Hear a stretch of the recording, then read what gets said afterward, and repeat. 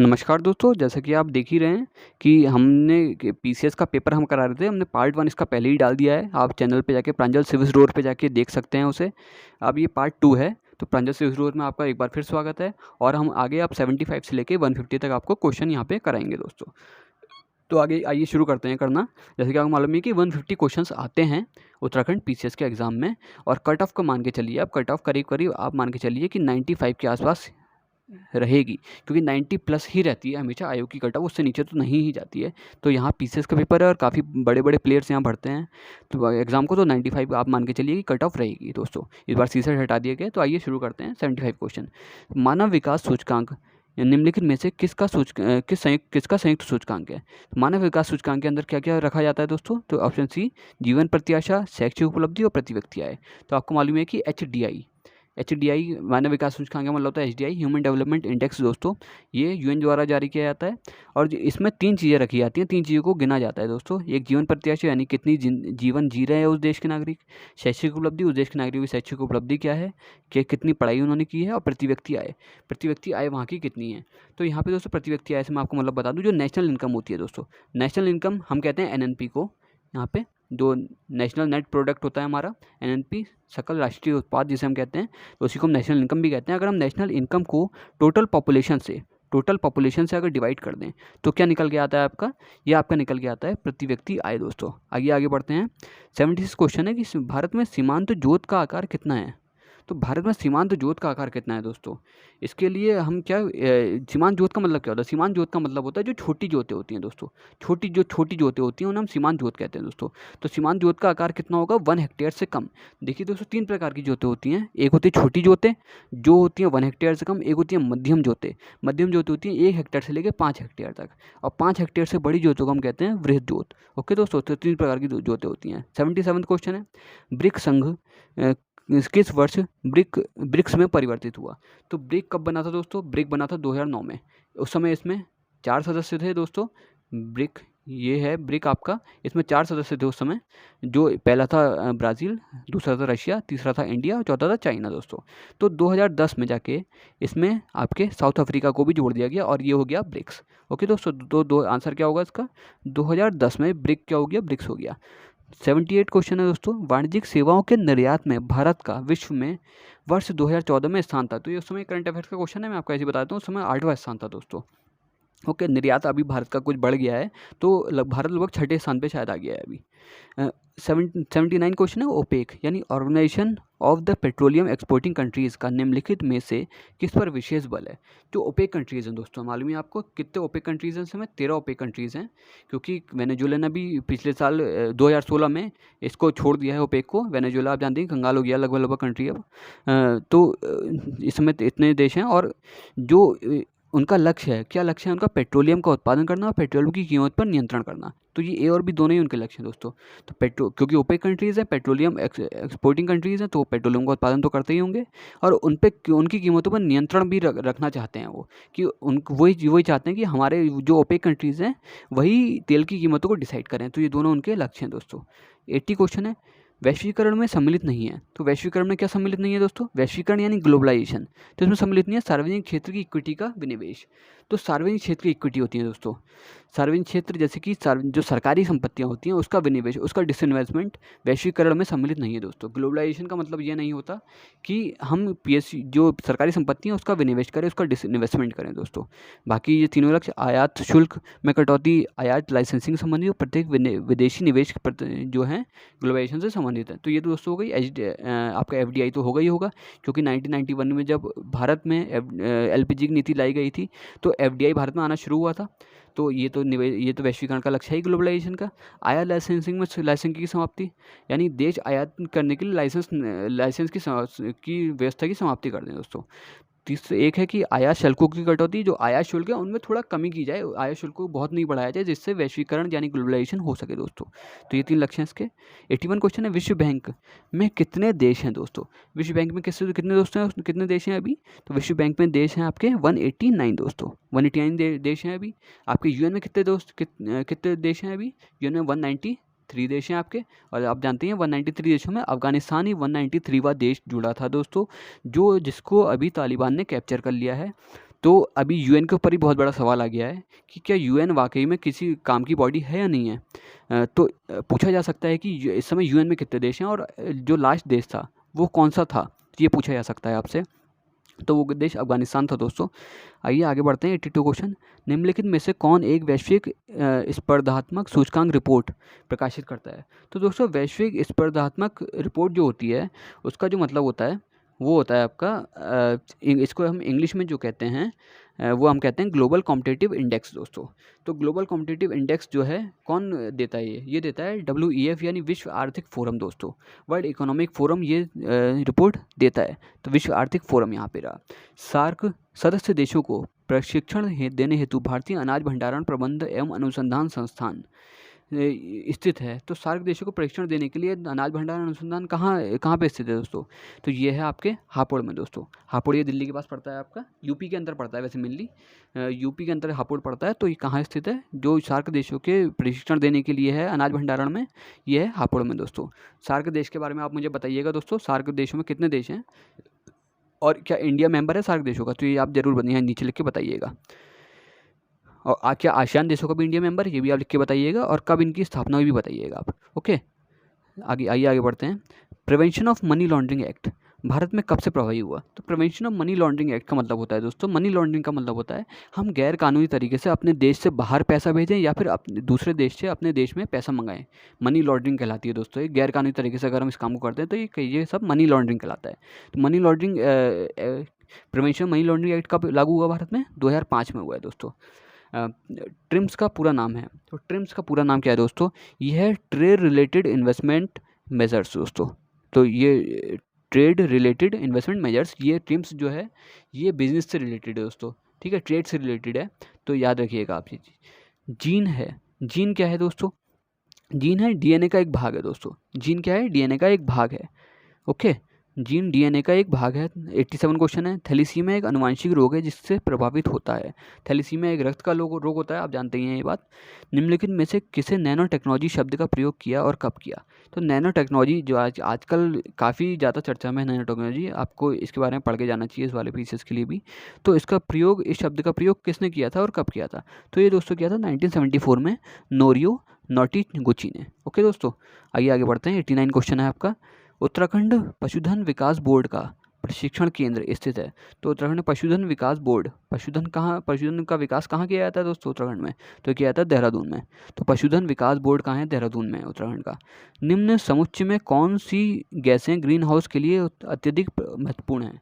तो green house gas कौन कौन सी हैं इसमें, बहुत इंपॉर्टेंट क्वेश्चन है दोस्तों ये, और कई बार आ चुका है दोस्तों। तो ये आंसर होगा C, carbon dioxide, methane, nitrous oxide, जलवाष्प। मैं आपको यहाँ पे ऐसे लिख के बता देता हूँ, CO2, CH4 यानी कि मीथेन, आपका नाइट्रस ऑक्साइड यानी कि N2O, और NO2 भी होती है दोस्तों, नाइट्रोजन ऑक्साइड भी होती है इसके लिए प्रभावी, और जलवाष्प। जो जलवाष्प यानी H2O जिसे हम कहते हैं, तो जलवाष्प भी इसका एक का वो होती है।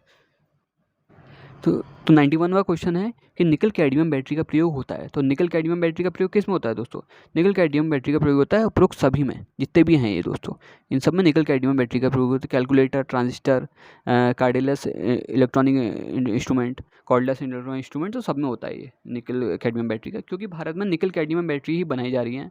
बाकी दोस्तों अभी सोडियम बैटरीज़ का पे भी काम चल रहा है बहुत ज़्यादा, लेकिन सोडियम बैटरीज के साथ समस्या ये आती है कि सोडियम बैटरीज बहुत बड़ी होती हैं दोस्तों। तो इंडिया में काफ़ी काम चल रहा है अभी, सोडियम बैटरीज़ की एफिशिएंसी तो बहुत ज़्यादा होती है, लेकिन वो बहुत बड़ी होती हैं साइज़ में, इसलिए उनको अभी सक्सेसफुल नहीं किया गया, लेकिन उस पर बहुत ज़्यादा काम चल रहा है। तो ये क्वेश्चन भी आपको पता होना चाहिए कि अभी भारत में जो सोडियम बैटरीज़ हैं उनका यूज़ क्यों नहीं किया जा रहा है, क्योंकि साइज़ में बहुत बड़ी होती हैं वो। ओके दोस्तों, आगे बढ़ते हैं। कौन सा कथन नाभिकीय विखंडन से संबंधित नहीं है। तो नाभिकीय विखंडन दोस्तों, नाभिकीय विखंडन का जो मतलब होता है उसे हम कहते हैं न्यूक्लियर फिजन दोस्तों, इंग्लिश में कहते हैं न्यूक्लियर फिजन। न्यूक्लियर फिजन क्या होता है, तो तारों में ऊर्जा उत्पन्न करना। तो तारों में जो ऊर्जा उत्पन्न करने का काम है क्या, न्यूक्लियर फिजन होता है वहाँ पे। जैसे सूर्य में क्या होता है, न्यूक्लियर फिजन होता है, तारों में क्या होता है, न्यूक्लियर फिजन होता है दोस्तों।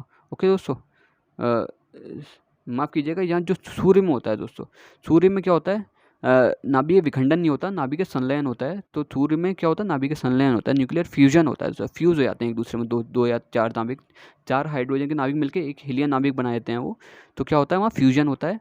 और कौन सा यहाँ क्वेश्चन है कि नाभिक के विखंडन से संबंधित नहीं है। और तारों में भी क्या होता है, न्यूक्लियर फ्यूजन ही होता है दोस्तों, क्योंकि सूर्य भी एक तारा है, आप जानते ही हैं। तो क्या होता है, न्यूक्लियर फ्यूजन होता है। फ्यूजन का मतलब होता है संलयन। तो यहाँ पूछा गया नहीं है, तो इस बात का आप ध्यान रखिएगा कि कहाँ नहीं है पूछा जा रहा है और कहाँ है पूछा जा रहा है। ओके दोस्तों, आगे बढ़ते हैं। सेल्यूलोज और स्टार्च दोनों में होते हैं। सेल्यूलोज और स्टार्च दोनों में क्या होते हैं दोस्तों, प्लस माइनस दोनों ही ग्लूकोज होते हैं। ओके दोस्तों, प्लस माइनस दोनों ही ग्लूकोज होते हैं यहाँ पे। निम्नलिखित में से कौन सी यांत्रिक तरंग है? यांत्रिक तरंग ये पूछा जा रहा है यहाँ पे। मैकेनिकल वेव कौन सी है यहाँ पे? तो मैकेनिकल वेव कौन सी है? ध्वनि तरंग जो होती है मैकेनिकल वेव होती है दोस्तों वो। ये रहा मैकेनिकल वेव, जो ध्वनि तरंग होती है मैकेनिकल वेव होती है। इसका मतलब होता है दोस्तों, इनको जाने के लिए मैकेनिकल वेव्स जो होती है उनको जाने के लिए माध्यम की आवश्यकता होती है। अगर यहाँ पे एनवायरनमेंट नहीं होगा, कोई माध्यम नहीं है अगर पृथ्वी के अंदर, तो हम क्या कर सकते हैं, ध्वनि को नहीं सुन सकते हैं। जैसे कि स्पेस में होता है, हम ऐसे बोल के आपस में बात नहीं कर सकते, वहाँ माइक्रोफोन्स का यूज़ करना पड़ता है वहाँ पे हमें। तो फिर ऐसी तरंगे जिनको जाने के लिए माध्यम की आवश्यकता होती है उन्हें हम ध्वनि तरंगे, उन्हें हम यांत्रिक तरंगे यानी मैकेनिकल वेव्स कहते हैं। बाकी जो तरंगे हैं इनको जाने के लिए माध्यम की आवश्यकता नहीं है। प्रकाश तरंगे, एक्सरे, रेडियो तरंगे, ये सब ऐसे ही चलती हैं दोस्तों बिना माध्यम के। 95 क्वेश्चन, ताप बढ़ने के साथ द्रव की शांतता क्या होती है? शांतता का मतलब होता है, मैं आपको शांतता का मतलब बताता हूँ। शांतता का मतलब होता है कि किसी द्रव के बहने का जो गुण होता है दोस्तों, उसे शांतता कहते हैं। मतलब कि कोई जैसे शहद है, शहद को क्या करता है, एक फोर्स रोकता है। ओके दोस्तों, आगे बढ़ने से रोकता है। तो ताप बढ़ने के साथ द्रव की शांतता क्या होती है, बढ़ जाती है दोस्तों। जैसे कि हम क्या शहद को गर्म कर देंगे अगर, तो क्या होगा, थोड़ा पतला हो जाता है और वो आसानी से बहने लगता है। तो किसी भी चीज़ के जो बहने का गुण होता है वो शांतता कहलाता है दोस्तों। तो ताप बढ़ने से शांतता क्या होती है, बढ़ती है दोस्तों। 1 नैनोमीटर बहुत आसान क्वेश्चन है, 10⁻⁻9 मीटर कहलाता है। एक भू स्थिर उपग्रह यानी कि जियो स्टेशनरी सेटेलाइट जिसे हम कहते हैं, काल होता है कि इसका कितना काल होता है, 24 घंटे। जो जियो स्टेशनरी सेटेलाइट जो होते हैं दोस्तों, ये आपके 36,000 आई थिंक 3600 नहीं 36,000 ही आई थिंक, इतनी किलोमीटर की ऊंचाई पे रखे जाते जो हैं, छोड़े जाते हैं। और ये आपकी पृथ्वी का जितना चक्रण होता है, यानी कि जो 24 आवर्स का पृथ्वी का जो घूमती है अपनी दूरी पे, उतना ही समय ये भी जियो स्टेशनरी सेटेलाइट भी लेते हैं। तो इनका कितना होगा, 24 घंटे। टेफ्लॉन सामान्य नाम है दोस्तों। टेफ्लॉन किसका सामान्य नाम है? टेफ्लॉन नाम है पॉलीटेट्राफ्लोरोएथिलीन का दोस्तों। तो पॉलीटेट्राफ्लोरोएथिलीन का नाम जो है टेफ्लॉन कहलाता है। ओके, निम्नलिखित में से कौन सा जोड़ा तांबे के मिश्र धातुओं का है? तो तांबे के मिश्र धातुओं का कौन सा जोड़ा है दोस्तों? तांबा किससे मिलकर बनता है? पीतल और कांस्य से मिलकर बनता है। पीतल और कांस्य से मिलकर तांबा बनता है। तो तांबा आप याद रखिएगा पीतल और कांस्य से मिलकर बनता है। यहाँ मैं आपको बता दूं कि जिसको पीतल और कांसा नहीं मालूम, पीतल माने ब्रास और कांसा माने ब्रॉन्ज दोस्तों। ओके, एक अर्धचालक में विद्युत चालन होता है। विद्युत चालन कैसे होता है एक अर्धचालक में दोस्तों? तो इसका जो आंसर होगा वो क्या होगा, इलेक्ट्रॉन और होल्स दोनों के द्वारा होता है। एक अर्धचालक जो सेमीकंडक्टर्स होते हैं, इलेक्ट्रॉन और होल्स दोनों के द्वारा विद्युत चालन होता है। रेड डाटा बुक का प्रकाशन किसके द्वारा किया जाता है? तो ये किया जाता है दोस्तों UNDP के द्वारा, IUCN के द्वारा दोस्तों। IUCN के द्वारा किया जाता है रेड डाटा बुक का जो प्रकाशन है वो IUCN द्वारा किया जाता है। अभी अभी आप जानते हैं कि वल्चर को यानी कि चमगादड़ को रेड डाटा बुक में अपने शामिल किया है। एक जीव है कराइकल ने को भी अभी अभी शामिल किया है अपनी रेड डाटा बुक में IUCN ने दोस्तों। और ऐसे ही जो एक उड़ीसा में पाए जाने वाले कछुआ है, उसको भी रेड डाटा बुक में शामिल किया गया है दोस्तों। ये हाल ही की बात है। उत्तराखंड में बांज बुरांस के पौधे हैं। तो बांज और बुरांस के पौधे दोस्तों कैसे हैं? ये समशीतोष्ण वनों की विशेषता बताते हैं। ओके दोस्तों, बांज और बुरांस के वजह से कहते हैं समशीतोष्ण वनों की विशेषताएं ये। तो समशीतोष्ण क्षेत्रों में ये पाए जाते हैं बांज और बुरांस के पेड़। जानते हैं आप, काफ़ी ऊंचाई पे पाए जाते हैं बांज और बुरांस के पेड़। इसे शीतोष्ण कटिबंधीय भी हम कह सकते हैं। समशीतोष्ण और शीतोष्ण कटिबंधीय भी हम कहते हैं। तो राष्ट्रीय उद्यान में आनुवंशिक विविधता का रखरखाव किया जाता है। तो राष्ट्रीय उद्यान में आनुवंशिक विविधता का रखरखाव कैसे किया जाता है दोस्तों? इन सिटू के द्वारा से राष्ट्रीय उद्यान। तो ये दोस्तों दो प्रकार के ये होते हैं, इन सिटू और एक्स सिटू दोस्तों। दो प्रकार के आपके आवास होते हैं, इन सिटू और एक्स सिटू। इन सिटू क्या होता है दोस्तों? अगर जहाँ पे कोई जीव रह रहा है, कोई स्पीशीज़ रह रहा है, अगर वहीं पे हम उसके लिए चारों तरफ एक नेशनल पार्क बना दें, जहाँ पे वो रह रहा है यानी उसका जो बेसिक स्पेस है वहीं पे हम उसके चारों तरफ नेशनल पार्क बना दें, तो इन सिटू कहलाता है। और अगर दोस्तों ऐसा हो कि अगर हमने कोई नेशनल पार्क बना दिया और वहाँ पे उस प्रजाति को लाया जा रहा है, तो वो एक्स सिटू कहलाता है। यानी कि अगर हम प्रजाति को दूसरी जगह पे ले जाएंगे तो वो एक्स सिटू कहलाएगा। लेकिन अगर हम वहीं पे जहाँ प्रजाति रहती है वहीं पे उसको चारों तरफ संरक्षित क्षेत्र बना देंगे तो वो कहलाती है इन सिटू कहलाती है दोस्तों। आई होप आपको क्लियर हो गया होगा, यू अंडरस्टैंड दैट थिंग। 104वां क्वेश्चन है, भारतवर्ष का प्रथम राष्ट्रीय उद्यान है। तो प्रथम राष्ट्रीय उद्यान कौन सा है दोस्तों? ये तो आप सभी को मालूम है, जिम कॉर्बेट नेशनल पार्क। ये कब बना था? 1936 में बना था। ओके दोस्तों, 1957 में इसका नाम, यहाँ तक 1957 तक इसका नाम रामगढ़ नेशनल पार्क था। उसके बाद जिम कॉर्बेट नेशनल पार्क रख दिया गया। ओके दोस्तों, आइए आगे बढ़ते हैं। तो अगला क्वेश्चन है, समानांतर फसल है दोस्तों। समांतर फसल मतलब पैरेलल क्रॉप है। पैरेलल क्रॉप कौन सी है? आपकी पैरेलल क्रॉप जो है वो है गेहूं और सरसों। तो गेहूं और सरसों क्या पैरेलल क्रॉप कहा जाता है इन्हें। आगे बढ़ते हैं दोस्तों। यहाँ पे निम्नलिखित में से कौन सा एक ऑपरेटिंग सिस्टम है? ऑपरेटिंग सिस्टम पूछा गया है यहाँ दोस्तों। कौन सा ऑपरेटिंग सिस्टम है? यूनिक्स एक ऑपरेटिंग सिस्टम है दोस्तों, क्योंकि जानते हैं हम जावा लैंग्वेज है, ओरेकल भी एक प्रकार का सॉफ्टवेयर है, और MS ऑफिस एक प्रकार का सॉफ्टवेयर है दोस्तों।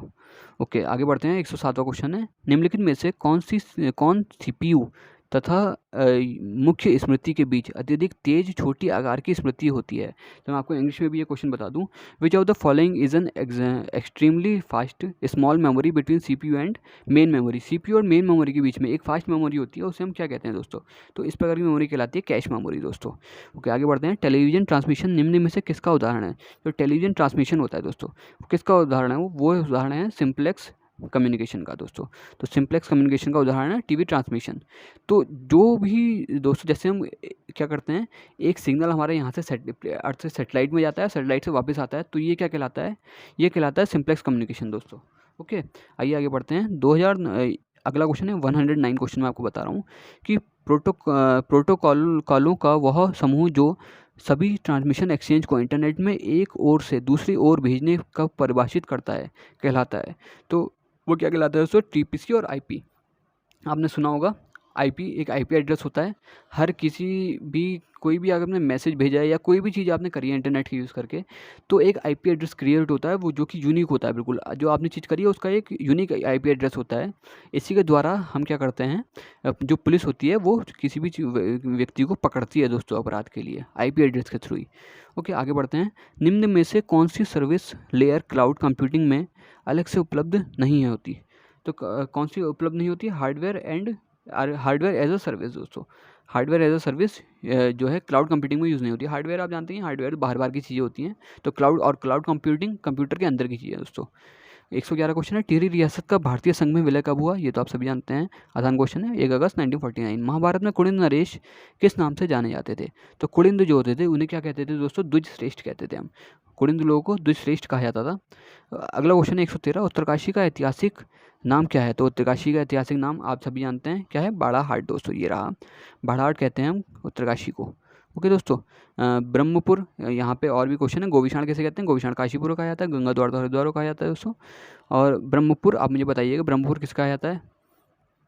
ब्रह्मपुर किसकी राजधानी रही थी दोस्तों? ये भी आप मुझे बताइएगा। ओके, आगे बढ़ते हैं। किंगरी बिंगरी नीति माणा क्या है? तो ये क्या दर रहे हैं दोस्तों? किंगरी बिंगरी और नीति माणा कहाँ पे हैं? चमोली तिब्बत में है। चिराग सिंह निम्न में किस खेल से संबंधित है? तो बैडमिंटन से संबंधित है। 2009 में ये जूनियर बैडमिंटन खेला करते थे और अभी भी खेलते हैं, ONGC की तरफ से खेलते हैं शायद ये। मौड़ मेला कहाँ लगता है दोस्तों? तो मौड़ मेला आप जानते ही हैं, मौड़ मेला जौनसार पावर क्षेत्र का जो मेला है दोस्तों। तो मौड़ मेला कहाँ लगता है दोस्तों? आपका मौड़ मेला जो लगता है पाली बचाओ जौनसार रवाई क्षेत्र में। तो और जौनसार क्षेत्र कहाँ आता है? जौनसार रवाई क्षेत्र मैं आपको बता दूं, ये आपका देहरादून और उत्तरकाशी, इनके बीच के जो क्षेत्र होता है, इनके बीच का एक हिस्सा है, जो जौनसार बाबर क्षेत्र कहते हैं दोस्तों। यहाँ पे क्या लगता है? मौड़ मेला लगता है दोस्तों। ओके, टिहरी राज्य प्रजामंडल की स्थापना किसके द्वारा की गई थी? तो टिहरी राज्य प्रजामंडल आप जानते हैं, टिहरी राज्य प्रजामंडल की स्थापना किसके द्वारा की गई थी? ये आपके श्री देव सुमन के द्वारा की गई थी। और कब की गई थी टिहरी राज्य प्रजामंडल की स्थापना? 1939 को दोस्त 9 को की गई थी। ये क्या थी? टिहरी राज्य में जो अव्यवस्थाएं फैली हुई थी, जो टिहरी राज्य का जो अत्याचार होता था, उसके विरुद्ध ये की गई थी स्थापना। ओके दोस्तों, एक क्वेश्चन और है, गणदेश सेवा संघ किसने बनाया था और कब बना था? गणदेश सेवा संघ भी श्री देव सुमन ने बनाया था 1938 में दोस्तों। तो गणदेश सेवा संघ कहाँ बनाया गया था? ये आपका दिल्ली में बनाया गया था, और इसका नाम बाद में क्या हो गया था? हिमालय सेवा संघ कर दिया गया था दोस्तों। अगला क्वेश्चन है, भारत में किस राज्य में न्यूट्रिनो वेधशाला स्थापित की गई है? तो न्यूट्रिनो वेधशाला स्थापित कहाँ की गई है दोस्तों? तो जो न्यूट्रिनो वेधशाला है वो स्थापित की गई है आपकी तमिलनाडु में दोस्तों। तो ऐसी जनरली चीज़ें, ऐसी वाली जितनी चीज़ होती हैं साउथ में ही की जाती हैं। तो और अगला क्वेश्चन है 119, रियो पैरालंपिक में दीपा मलिक ने किस प्रतियोगिता में रजत पदक जीता? तो रियो ओलंपिक में दीपा मलिक क्या करती थी दोस्तों? दीपा मलिक क्या खेल खेलती हैं? दीपा मलिक आपकी गोला फेंक में खेलती हैं। तो अब गोला फेंक जिसे हम इंग्लिश में क्या कहते हैं इंग्लिश में, अब मुझे शायद ध्यान नहीं आ पा रहा है कि हाँ, शॉट पुट कहते हैं इसे, ज़्यादा शॉट पुट कहते हैं इसे गोला फेंक को। तो दीपा मलिक वही खेलती थी दोस्तों। तो इस बार का भी ओलंपिक आपके लिए बहुत महत्वपूर्ण है, तो आप उसको भी ध्यान करके जाइएगा। इस बार का एक ही गोल्ड मेडल जीता है किसने? नीरज ने ये गोल्ड मेडल जीता है। और आपके पीवी सिंधु इस बार ब्रॉन्ज मेडल जीती हैं। पहली ऐसी महिला है पीवी सिंधु जो 2 मेडल जीती हैं किसी भी ओलंपिक में। ओके दोस्तों, इससे पहले सुशील कुमार ने 2 मेडल जीते हैं ओलंपिक्स के अंदर, 2012 ओलंपिक्स में और 2016 ओलंपिक्स में। ओके दोस्तों, सुशील कुमार पहले पुरुष हैं जिन्होंने 2 मेडल जीते हैं। और इंडियन हॉकी टीम ने इस बार 41 ईयर्स बाद आपका ब्रॉन्ज मेडल जीता है। इससे पहले 1983 में आई थिंक, या उससे पहले 41 ईयर्स माइनस कर लीजिएगा आप, उस समय एक गोल्ड मेडल जीता था दोस्तों। अगला क्वेश्चन आइए, नासा का अंतरिक्ष यान कैसिनी किससे रिलेटेड है दोस्तों? तो जो कैसिनी रिलेटेड है शनि से दोस्तों। तो ये नासा द्वारा छोड़ा गया था उस वक्त में कैसिनी। अभी जो इम्पोर्टेंट है दोस्तों आपके लिए, आपके लिए एक मिशन हुआ है अभी भी, होप मिशन दोस्तों।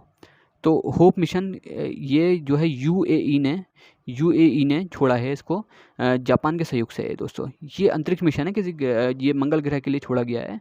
तो होप मिशन किससे रिलेटेड, किसका है? यूएई का पहला मिशन है दोस्तों। ये जापान के सहयोग से इन्होंने किया, मंगल ग्रह पे इन्होंने छोड़ा है दोस्तों। तो ये बहुत इंपॉर्टेंट क्वेश्चन हो जाता है अभी के लिए। आइए दोस्तों, अगला क्वेश्चन है कि भारत के सर्वोच्च न्यायालय ने किस वर्ष में न्यायाधीशों की नियुक्ति के लिए कोलेजियम व्यवस्था का अपनाया गया था?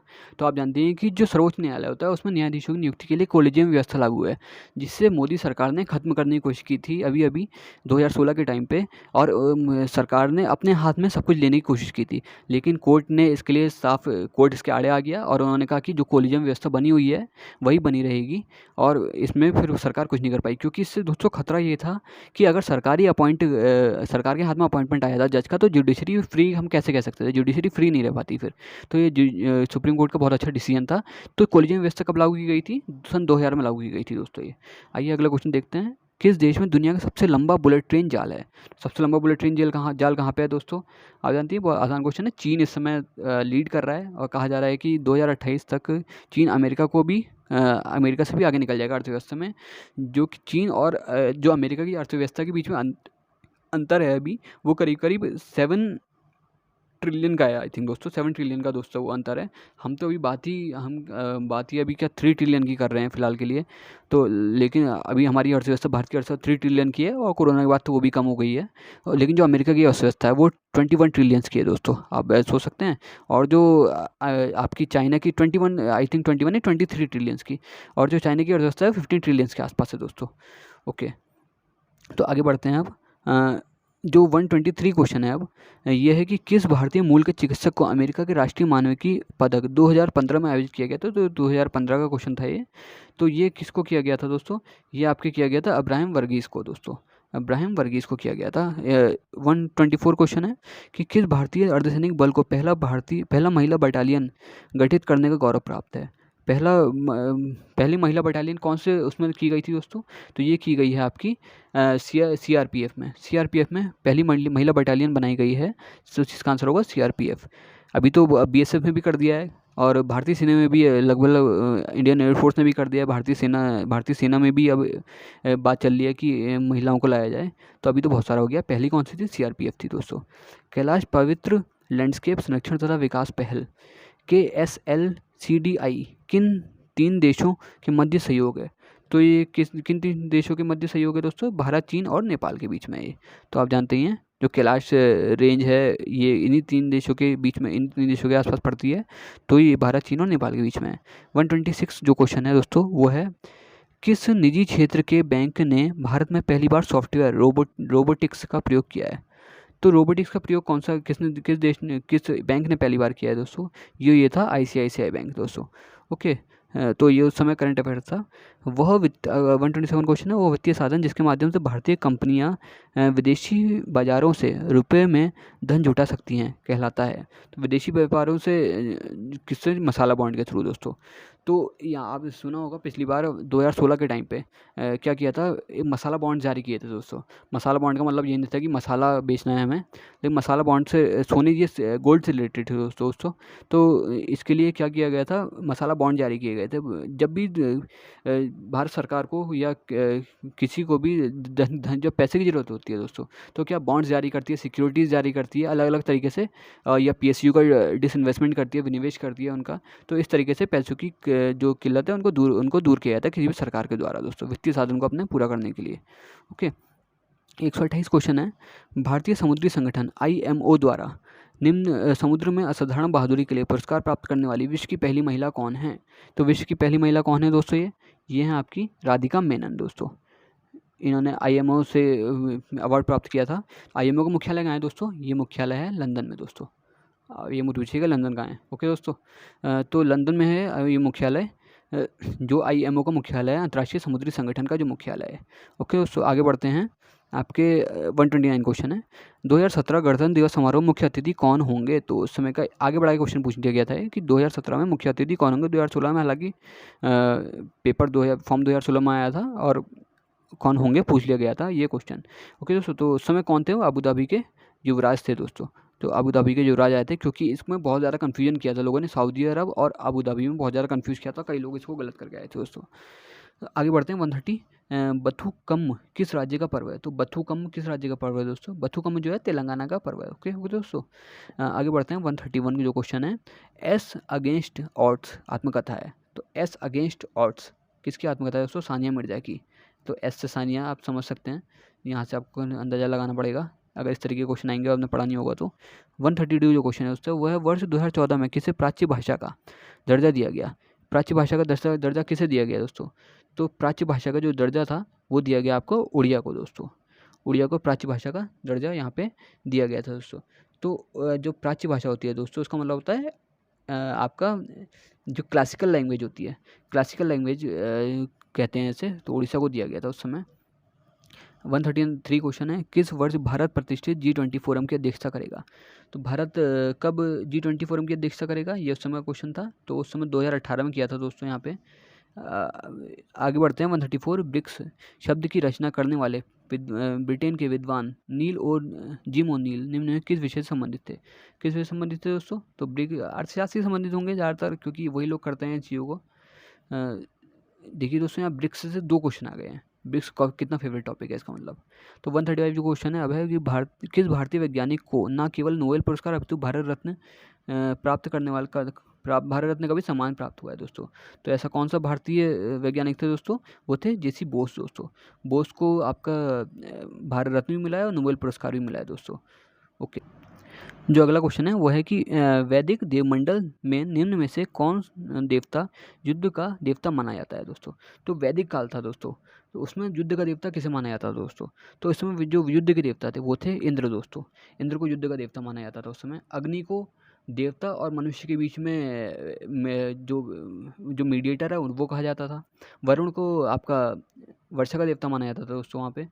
तो इंद्र को युद्ध का देवता माना जाता है दोस्तों। आगे बढ़ते हैं। 137 क्वेश्चन है, मगध में नंदवंश का संस्थापक था। तो नंदवंश का संस्थापक कौन था दोस्तों? महापद्मानंद। ओके दोस्तों, और आपका धनानंद कौन था दोस्तों? धनानंद था आपका जो आखिरी शासक था नंदवंश का। ओके दोस्तों, तो आगे बढ़ते हैं। 138 क्वेश्चन है। 138 क्वेश्चन है कि यूनानी लेखक जस्टिन द्वारा किसे सेंड्रोकोटस कहा गया है? तो उसमें किसे सेंड्रोकोटस कहा गया है? आपके चंद्रगुप्त मौर्य को दोस्तों। गुप्त वंश कोई लेना देना नहीं है इसका। सेंड्रोकोटस कहा गया चंद्रगुप्त मौर्य को। और जो ये पढ़ा है इसे किसने बताया कि हाँ सेंड्रोकोटस कहा गया है जस्टिन ने? ये आप मुझे लिंक में नीचे बताइएगा दोस्तों। आगे बढ़ते हैं। 139 क्वेश्चन है कि निम्नलिखित स्थानों में से कौन सा स्थान पूर्व मध्यकाल में शिक्षा का केंद्र नहीं था दोस्तों? तो पूर्व मध्यकाल की बात कही जा रही है दोस्तों ये। ओके, यानी कि एंशिएंट के बाद और पूर्व मध्यकाल से पहले इस समय कौन सा जो क्षेत्र को केंद्र था ये शिक्षा का केंद्र नहीं था दोस्तों। ओके दोस्तों, तो कौन सा केंद्र शिक्षा का नहीं था दोस्तों? तो ये था आपका था ये तक्षशिला दोस्तों। तक्षशिला उस समय, क्योंकि तक्षशिला तो ये आपका एंशियंट हिस्ट्री में आता है दोस्तों, तक्षशिला एंशियंट हिस्ट्री में आता है, पूर्व मध्यकाल की बात की गई है। तो नालंदा विक्रमशिला था, उदंतपुर था दोस्तों। तो काफ़ी क्वेश्चन कॉमन सेंस लगाने वाले भी होते हैं यहाँ पे। आगे बढ़ते हैं। न्याय दर्शन के संस्थापक हैं, न्याय दर्शन के कौन है दोस्तों? न्याय दर्शन के हैं कपिल, आप जानते ही हैं। अक्षवत गौतम दोस्तों, माफ़ कीजिएगा। जो न्याय दर्शन है अक्षवत गौतम ने दिया है। कणाद और जैमिनी ने क्या दिए थे? कणाद और जैमिनी ने आई थिंक, मैं भी रिकॉल नहीं कर पा रहा हूँ, लेकिन उन्होंने भी 2 दर्शन दिए थे, कणाद और जैमिनी ने। और कपिल ने भी एक दर्शन दिया था। आगे बढ़ते हैं। यहाँ पे 141 है कि घोड़े के नाल के आकार की मेहराब सर्वप्रथम प्रयोग में लाई गई थी। तो घोड़े के नाल की मेहराब कब लाई गई थी? शेख निजामुद्दीन, ये अगला यहाँ पे आ गया, ये रहा अलाई दरवाजे में दोस्तों। जो अलाई दरवाज़ा था अलाउद्दीन खिलजी के द्वारा ये बनाया गया था। तो इसमें घोड़े के नाल की मेहराब यानी इसका डिज़ाइन कुछ इस तरीके से किया गया था दोस्तों, ये इस तरीके से किया गया था। तो अलाई दरवाज़ा। 142 क्वेश्चन है, निम्नलिखित में से कौन सी से सूफी संत महबूब ए इलाही के नाम से जाना जाता था दोस्तों? तो महबूब ए इलाही के नाम से कौन जाना जाता था? निजामुद्दीन औलिया दोस्तों। यहाँ पे ये रहा निजामुद्दीन औलिया। निजामुद्दीन औलिया महबूब ए इलाही के नाम से जाना जाता था दोस्तों। तो निजामुद्दीन औलिया इसका आंसर हो जाएगा। अगला क्वेश्चन है 143, सुल्तान जिसने बढ़ाकर भू राजस्व की दर 150% कर दी थी, कौन था दोस्तों? अलाउद्दीन खिलजी था।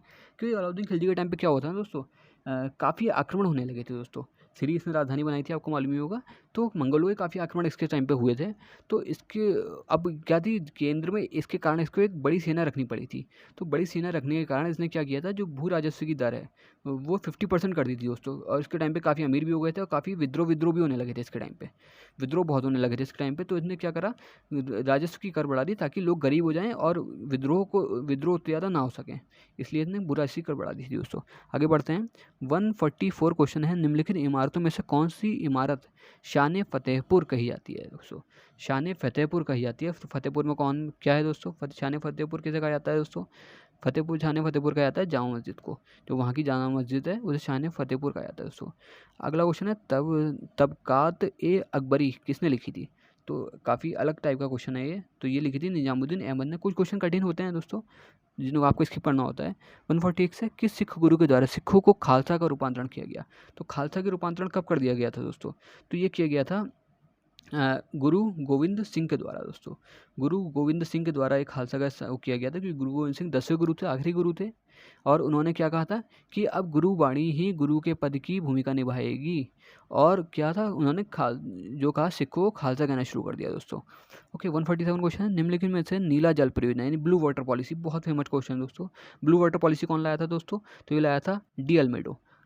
अल्फांसो डी अल्मेडो इसका पूरा नाम था। अल्फांसो डी अल्मेडो लाया था।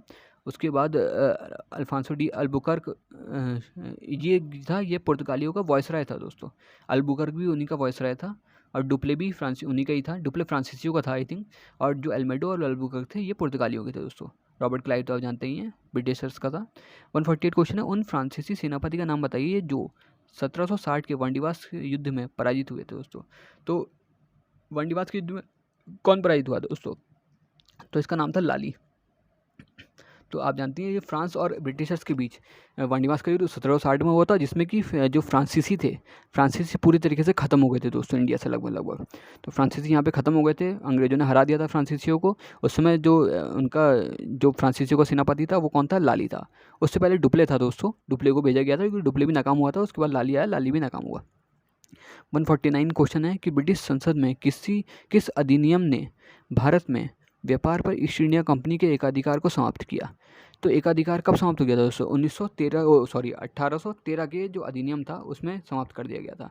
आप जानते हैं यहाँ पे केवल सभी अंग्रेजों के लिए व्यापार खोल दिया गया था, खाली कंपनी का अधिनियम अब कुछ नहीं रह गया था।